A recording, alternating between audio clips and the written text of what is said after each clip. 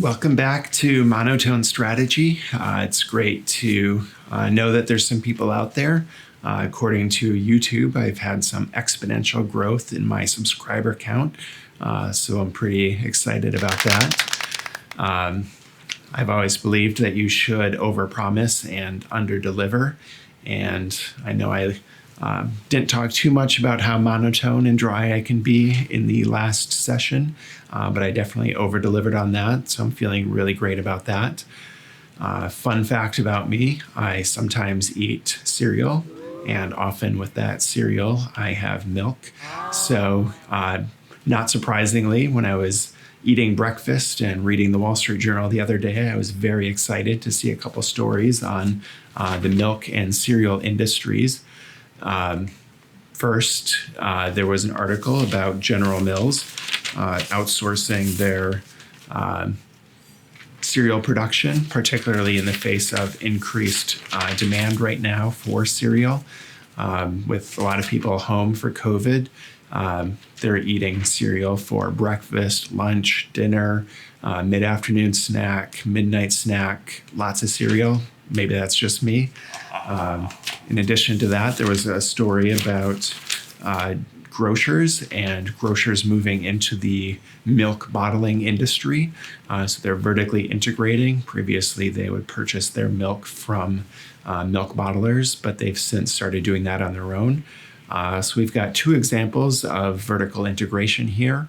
One, you have General Mills taking an activity that they used to do mostly in-house and start to outsource some of that to third-party partners and alliances. On the other side, you have grocers who used to rely on other bottlers to bottle their milk for them, and they're vertically integrating into that activity. So, of course, that leads to the question of why that might be taking place. So let's find out.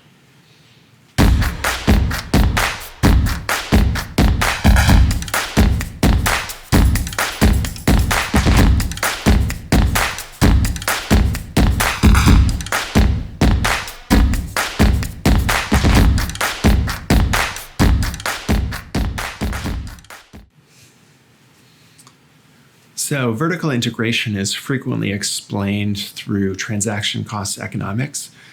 Transaction cost economics thinks about the cost of transacting through the marketplace versus the cost of organizing an activity or bundled resources within a single firm. And the goal of this perspective is to think about minimizing the costs of production, including not just the production costs, but also transaction costs. So by thinking about what makes these transaction costs higher or lower, you can figure out the optimal scope of the firm, which is a very, very important part of their corporate strategy. The factors that kind of go into predicting whether or not it makes sense to vertically integrate include transaction frequency and the idiosyncrasy of investment. Transaction frequency is pretty straightforward. The more often you need something, the more it may make sense to bring that activity in-house to limit the risk of holdup. I'll talk a little bit more about all of these concepts in another video. Investment idiosyncrasy is a little bit more complicated, but generally that's talking about investment in resources that have particularly high value when working with one transaction partner and much less value when working with anybody else. Of course, that also creates the risk of holdup.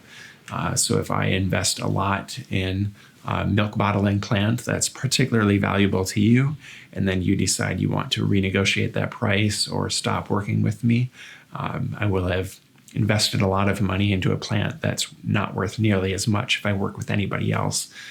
So that is investment idiosyncrasy. That asset would be described as a transaction-specific investment. So both of these can lead to greater vertical integration in order to increase the control over those resources. A third factor that can affect the returns to vertical integration is uncertainty. So often uncertainty increases the risk of holdup. So as my needs change or your needs change, we may need to renegotiate and find some new way of working together that works for both of us. And if I've already invested in working with you, that kind of makes me vulnerable to worse terms when we have to renegotiate. So uncertainty is often managed through increased internal control. However, at least in my own corporate strategy class, I like to think about investment idiosyncrasy as something that's endogenous, that's a choice of the firm that they can make.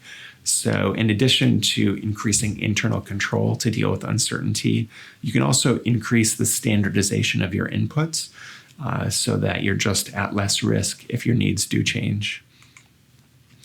That brings us to our General Mills story. So General Mills is facing increased demand and they need to expand their production to deal with that. This is a resource that may be relatively idiosyncratic to them. It's making specific cereals for General Mills. It's also something that they frequently use. They're making cereal every day, all day, every day probably. So why does it make sense to outsource that activity? For that, I think it's helpful to think about the excess capacity that they're transacting for and thinking of that as separate from baseline capacity. So excess capacity is not something you need every day.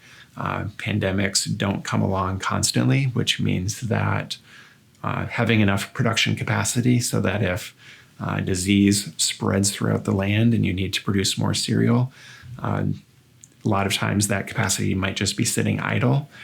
So that creates lower transaction frequency. There's also a lot of uncertainty about how long that excess capacity will be needed. So to quote one of the executives in that story, he described needing a place to stay for the night, and you could build a house for that, but it would be a lot cheaper to just rent a hotel room for that night. They're viewing this excess capacity in a similar way. They don't want to build 10 new factories and then suddenly that demand evaporates.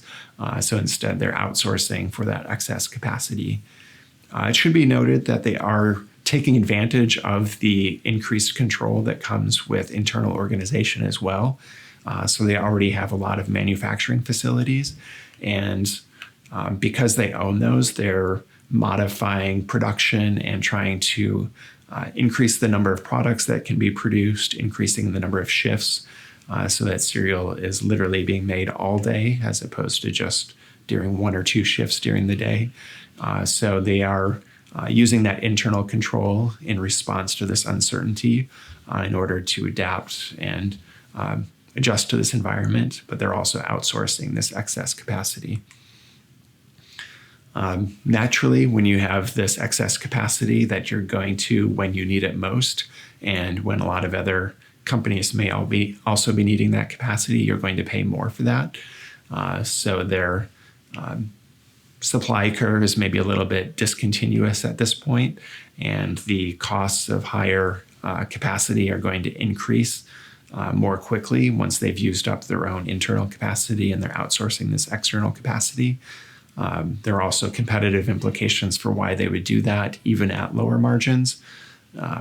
But I think it really does make sense to take this approach that they're taking right now. That brings us to our other story, Got Milk. Apparently they're reviving that advertising campaign. So something that's changed over the last few years is that retailers like Walmart and Kroger have started building their own bottling plants or acquiring bottling plants in order to bottle their own milk. I think there's a big question about why that would be. Often there are returns to scale, which might mean that bigger bottlers have more economies of scale.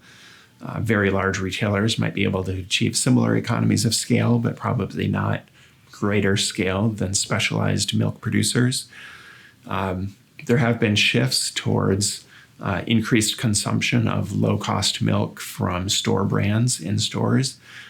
So name brands are becoming less important. Again, it's not super clear why that would mean that they need to outsource. You have specialized producers that do nothing except bottle milk. It seems like they may be able to do that at a lower cost than anyone else. So why is it that these retailers are getting into this part of the business? One thing you might be thinking about is removing the middleman.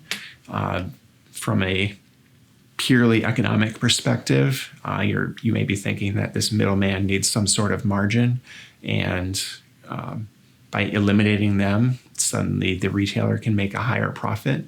That doesn't necessarily stand up to close scrutiny.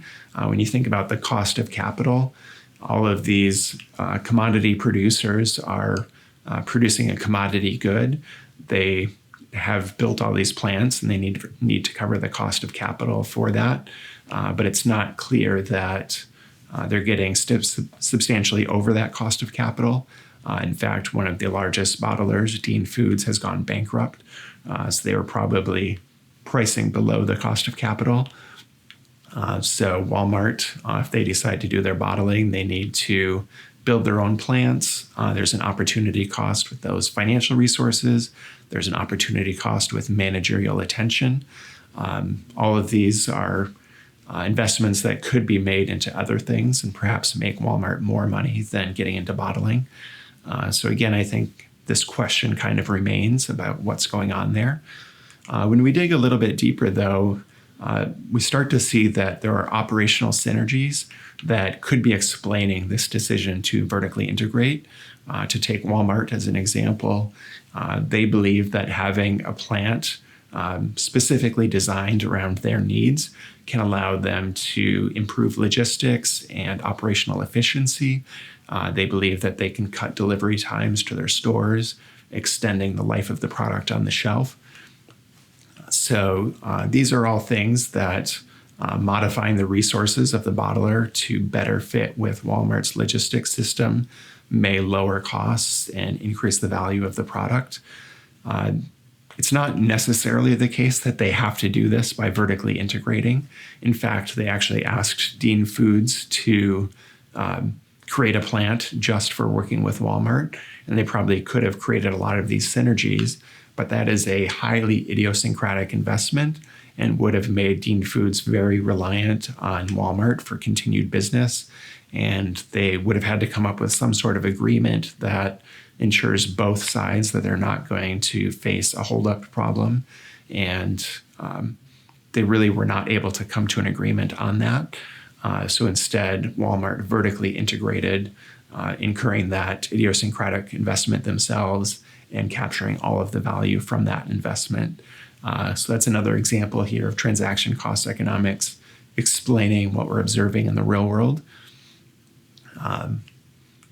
One thing to maybe note in addition to all of this is that the transaction costs here include not just the inability to negotiate this idiosyncratic investment, but there are also negotiating challenges over the price of the commodity product itself.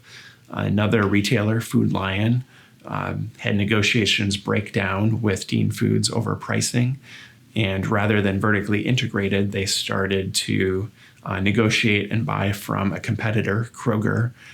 So here's a case where Kroger has vertically integrated into milk bottling, and they're now selling to other grocers in addition to providing their own supply.